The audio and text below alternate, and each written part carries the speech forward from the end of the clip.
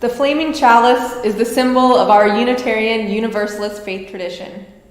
We light it whenever we gather together in sacred space, and we light it tonight, though we are still scattered across great distances. If you have a chalice at home or a candle to light, I invite you to join me in kindling this flame and marking this time together as special and worthy. As we light our chalice, join me in saying these words from UU Minister Reverend Brian Keeley. In times of darkness, we stumble toward the tiny flame. In times of cold, we seek the warming fire. In times of repression, we reach for the lamp of truth. In times of loss, we pray for the comforting light. In times of joy, we light a candle of celebration.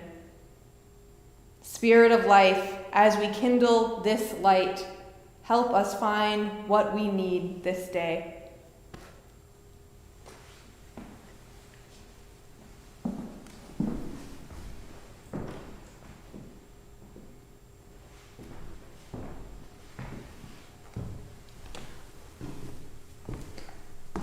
Welcome, welcome, welcome to the Christmas Eve service at the Unitarian Universalist Church of Urbana-Champaign. We are so happy that you have joined us for this very special candlelight service tonight.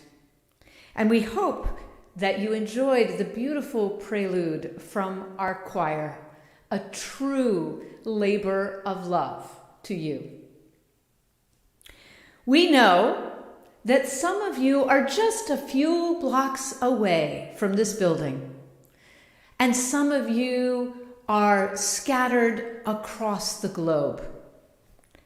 This is the time of year when grown children who grew up in this church, come home to be with their parents and their grandparents for the holidays. And this year, of course, is different. Maybe this year you are watching from far, far away, longing to be home, but making safe choices for yourself, for your loved ones, for the world. Thank you.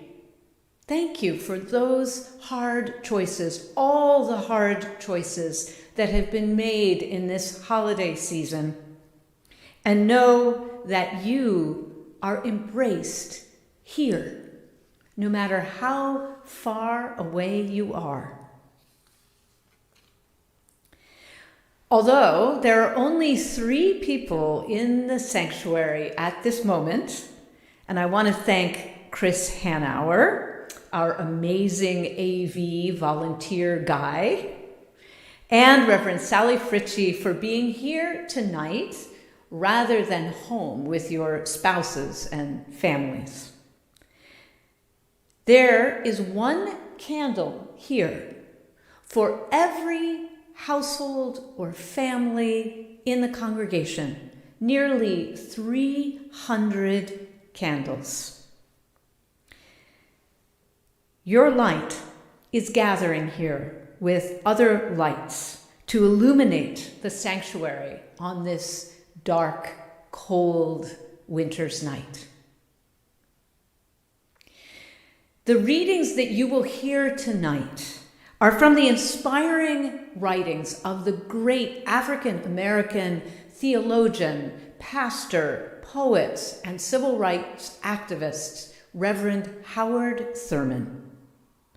From his book, The Mood of Christmas, written during another very difficult time in our nation's history towards the end, but not at the end, of the Vietnam War, when so much suffering was across our land and across the world. And it came from the depths of his great love and faith and hope in humanity. Great thanks to the 5 readers who recorded readings tonight for us, and the carols that you will hear, and I hope will sing along with, were recorded in previous Christmas Eve services in this very sanctuary. Emily McCown, our youth coordinator, and her partner Jacob are among the many grown children who had to make the difficult decision to not travel home to be with their parents this Christmas.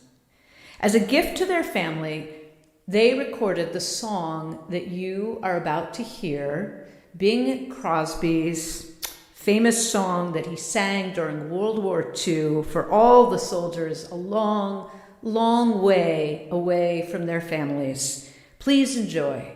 I'll be home for Christmas.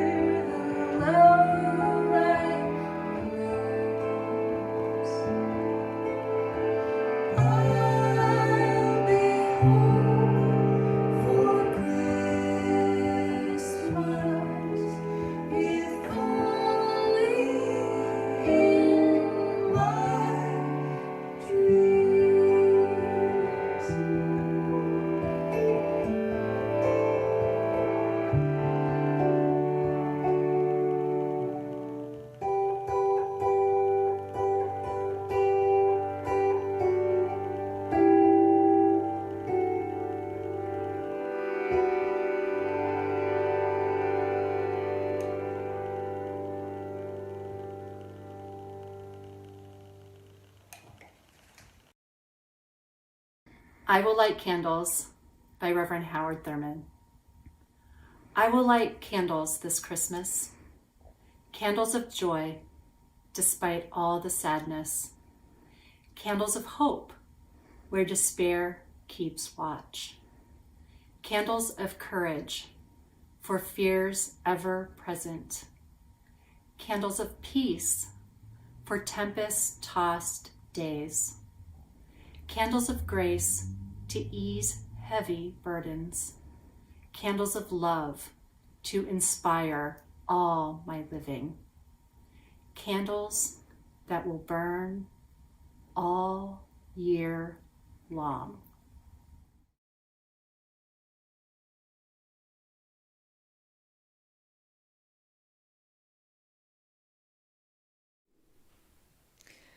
Over the last week, there has been an opportunity to drop off a special candle at the church. Anybody could do this with a little note about what that candle is in honor of, who that candle is in honor of. And I want to thank everyone who dropped off a candle and some words. As I read your words, Reverend Fritchie will light your candle. Matt and Natalie offer this candle both to think of her mom who will be alone on Christmas because of COVID, and in thanks for our first holiday with lavender. That's baby lavender. From Russ Ribicki and Nancy Dietrich. We are remembering our dads this holiday season, Richard Ribicki and David Dietrich. Also thinking of our moms and extended family who we will not be with this year in person.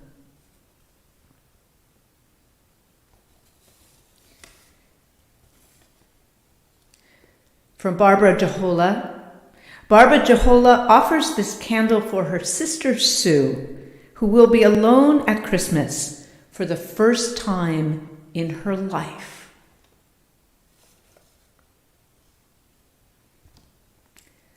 From Jim and Sandy Hannum. Christmas Eve is our 48th wedding anniversary. We were married in front of the Christmas tree at the home of Sandy's parents in South Carolina. It's been a lovely ride. Congratulations. From Millie Davis. Millie Davis wishes that 2021 is the year she can hug her daughter Sarah and her granddaughter Ariana. I'm wishing that too for you, Millie.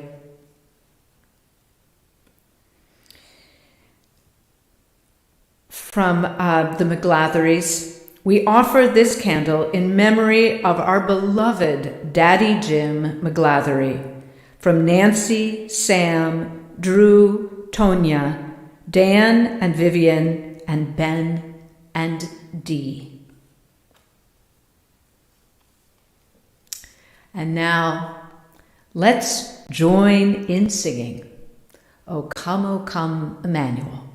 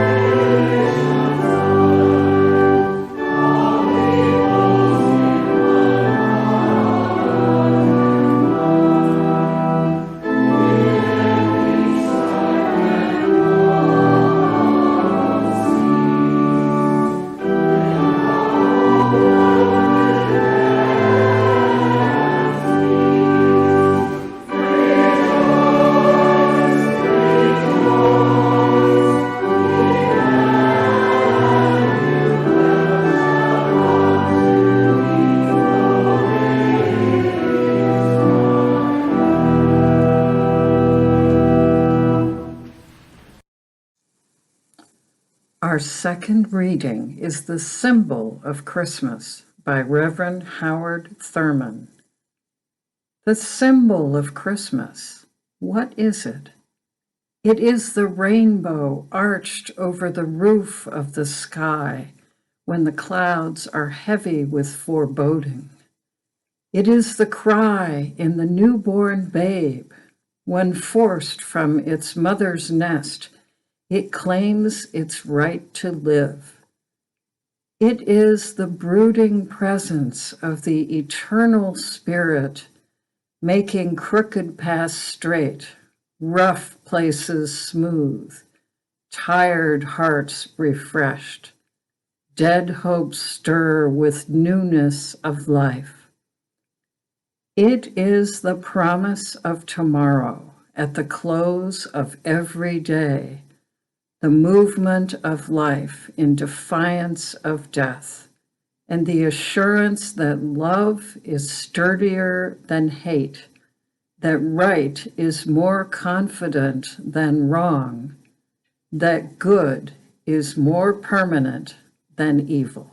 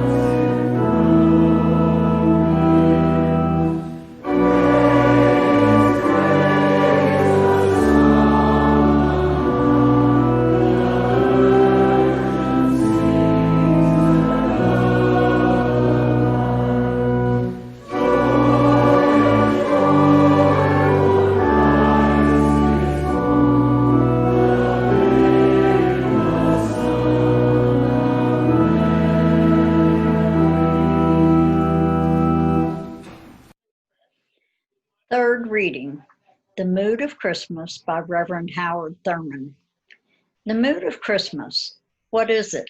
It is the quickening of the presence of other human beings into whose lives a precious part of one's own has been released. It is the memory of other days, when into one's path an angel appeared, spreading a halo over an ordinary moment or a commonplace event. It is the iridescence of sheer delight that bathes one's whole being with something more wonderful than words can ever tell. Of such is the mood of Christmas.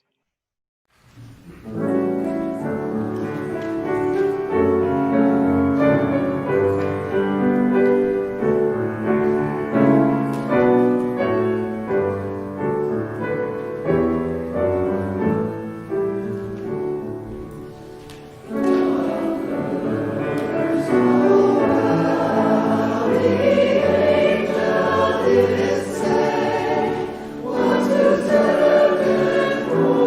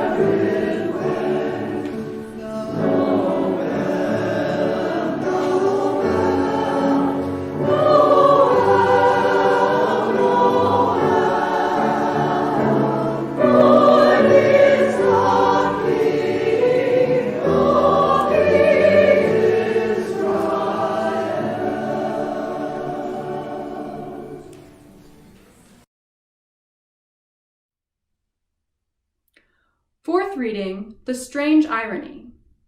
There is a strange irony in the usual salutation, Merry Christmas, when most of the people on this planet are thrown back upon themselves for food which they do not possess, for resources that have long since been exhausted, and for vitality which has already run its course. Despite this fact, Christmas symbolizes hope, even at a moment when hope seems utterly fantastic. The raw material of the Christmas mood are a newborn baby, a family, friendly animals, and labor. An endless process of births is the perpetual answer of life in the face of death.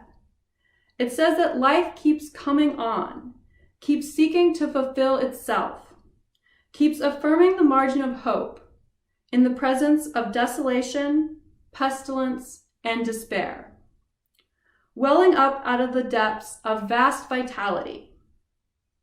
As long as this is true, ultimately, despair about the human race is groundless.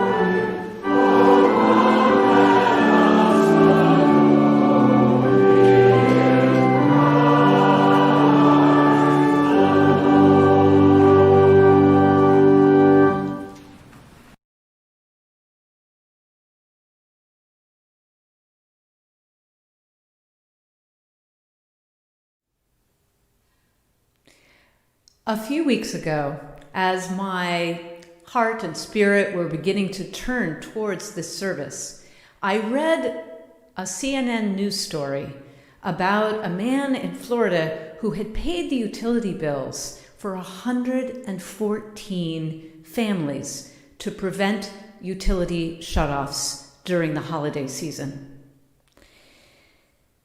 The pandemic has led to another epidemic, a deepening of poverty everywhere, while others of us have been able to stay safe, fed, and warm.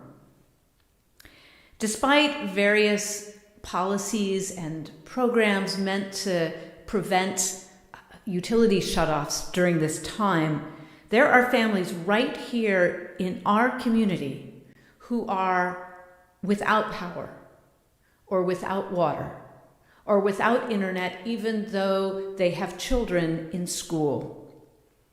This is unconscionable.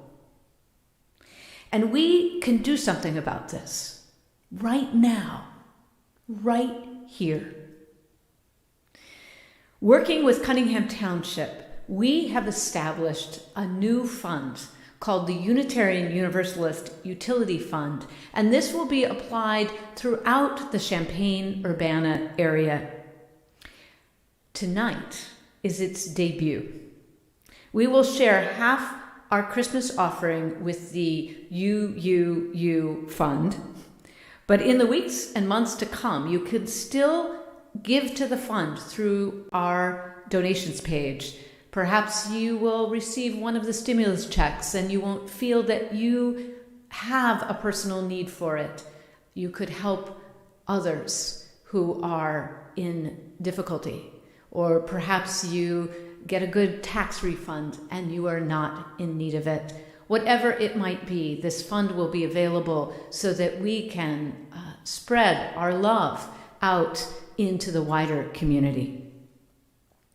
Whatever is given will go directly to families, including undocumented families who are falling through the cracks in our system, living in cold, dark houses, living without water, or in danger of losing water and power during this pandemic time. Jesus was a man of the poor, dedicated to those with the least. On this night that is dedicated to his birth, we have a way we can express the true spirit of Christmas. Many of you know that we usually share our Christmas Eve offering, including and the other offerings in the month of December, with our partner churches, Unitarian churches in Transylvania and in India. And in fact, the stole that I'm wearing tonight and the one that you saw on Reverend Fritchie during the Chalice lighting are gifts from our partner Unitarian church in Transylvania to this congregation. You can still give to our partner churches as well. There's another line on our donations page, and we will continue to support them all the way through to our last service in December that happens in just a few days. During the lovely offertory that will be played by our new accompanist, Juan Camacho, you can text your donation. You'll see the directions for doing that. Or visit the donation page at any time during the service or after the service to give to our Christmas Eve shared offering. You can find the link to a direct link to our donations page just below your video on the YouTube channel. To inspire you, here are some more words from the Reverend Howard Thurman, often quoted at the end of our Christmas Eve services. Now the work of Christmas begins, when the song of the angels is stilled, when the star in the sky is gone, when the kings and princes are at home, when the shepherds are back with their flocks, the work of Christmas begins. To find the lost, to heal the broken, to feed the hungry, to release the prisoner, to rebuild the nations, to bring peace among the people, to make music in the heart. Our offering will now be gratefully received.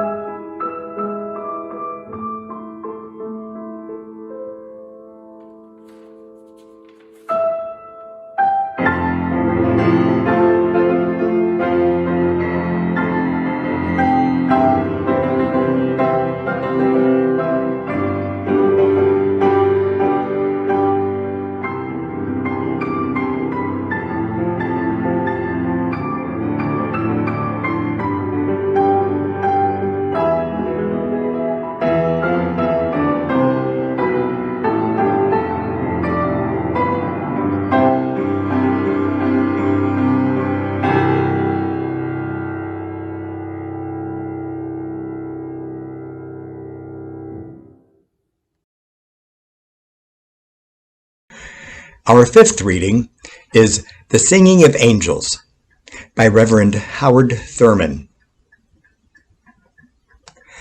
There must be always remaining in every life some place for the singing of angels, some place for that which in itself is breathlessly beautiful, and by an inherent prerogative, throwing all the rest of life into a new and creative relatedness.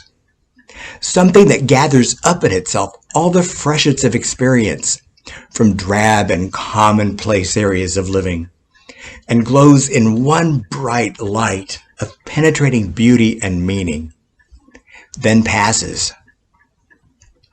The commonplace is shot through with new glory. Old burdens become lighter. Deep and ancient wounds lose much of their old hurting. A crown is placed over our heads that for the rest of our lives we are trying to grow tall enough to wear. Despite all the crassness of life, despite all the hardness of life, despite all the harsh discords of life, life is saved by the singing of angels.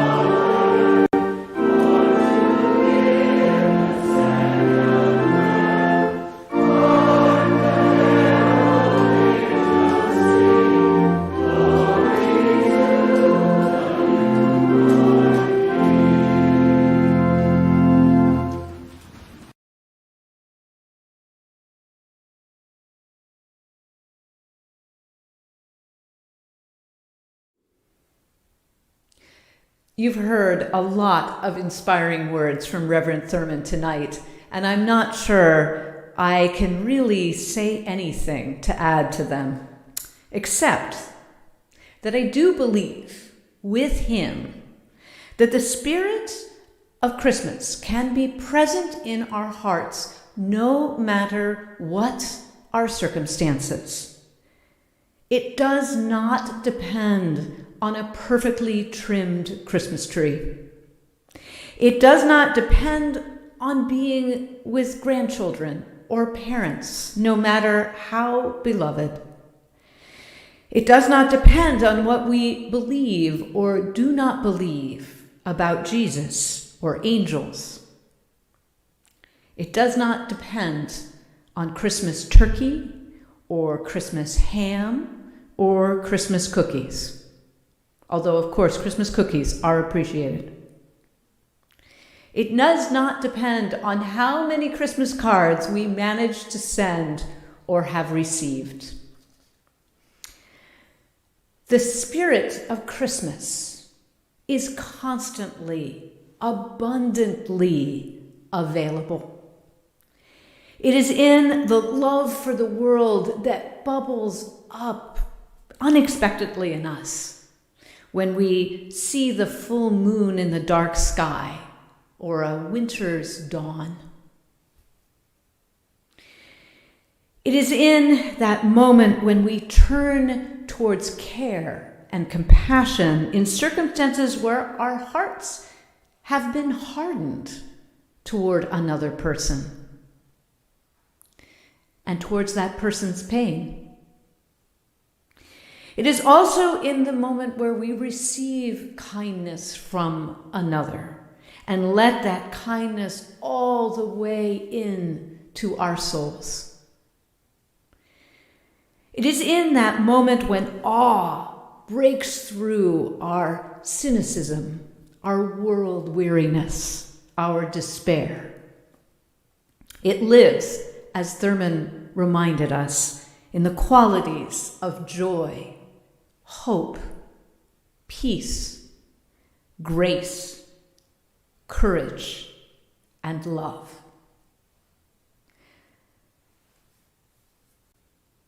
I am not alone, I know, in my love for a particular Christmas carol above all others, which is O Holy Night.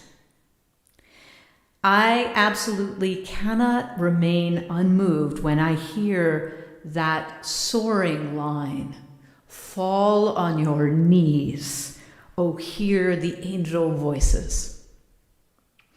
When the worship team was choosing carols for the service, little known fact, we actually just choose our favorites. This one was the favorite for everyone. Only afterwards did I discover some of the history of this wonderful carol. Its history intertwined with our own as Unitarian Universalists. The original lyrics were French, written by a French socialist in 1843, and actually banned for many, many years, maybe even to this day, in some French churches because of its radical lyrics. But then translated and adapted by a 19th century Unitarian minister and abolitionist, Reverend John Sullivan Dwight. That's right, there is a Unitarian connection to my very favorite carol that I had never known. It was the third verse that drew Reverend Dwight. Truly, he taught us to love one another. His law is love, and his gospel is peace. Chains shall he break, for the slave is our brother, and in his name all oppression shall cease. And another little known fact, in 1906, on Christmas Eve, the very first radio transmission in the world happened. The inventor, Reginald Fessenden, read verses from the Gospel of Luke and then played the violin to O Holy Night before singing the final, that third verse, over the airwaves and out into the world. So the very first radio music in the world was O Holy Night, translated by a Unitarian abolitionist minister with its radical teaching of love and peace and the breaking of chains.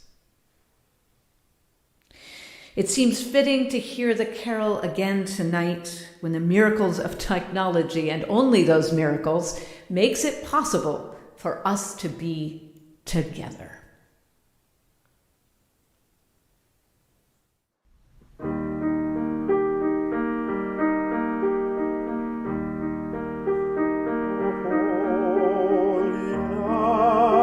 The stars are brightly shining.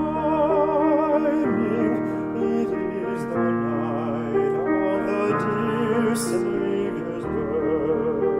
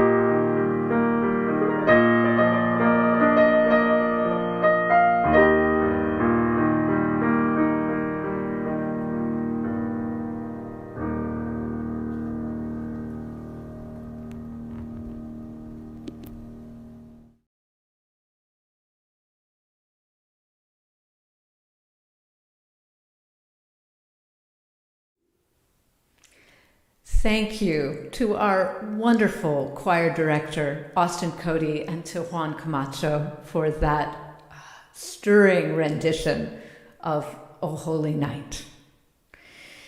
In a moment, we will have more song. The choir will sing us Silent Night. This is the time in our Christmas Eve services where we would be lighting candles in the dark, the light spreading from hand to hand through the sanctuary, through the darkened sanctuary, the light spreading like the light of hope in the world. Tonight, as we are gathered in our separate spaces, let the beautiful music of the choir fill your soul like that spreading light. Immediately afterwards, please dim your lights, light a candle, and join us for a special live, brief Zoom gathering to Juan Camacho's own arrangement of Silent Night. Reverend Fritchie will extinguish our chalice live on Zoom.